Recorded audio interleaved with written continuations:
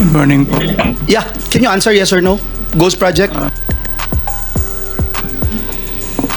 Can you turn on the microphone, please?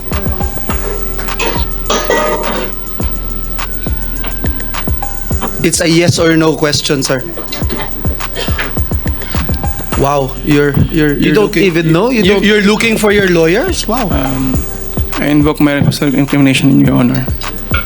Okay. Ano? Can you repeat your answer? Wow. Can you repeat your answer, Mr. Arevalo? I invoke my right for self-incrimination, Your Honor. My God, the question of the majority floor leader is very simple. It's very simple. Do you have any ghost project in any of the areas here in the Philippines? Answer.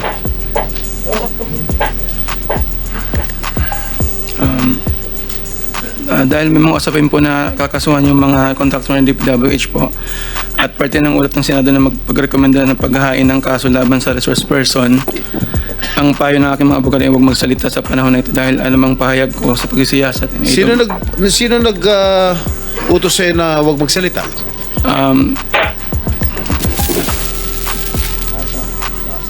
Sino? May binabasa ka ba? Ginawa ko po, Your Honor. Ano binabasa mo?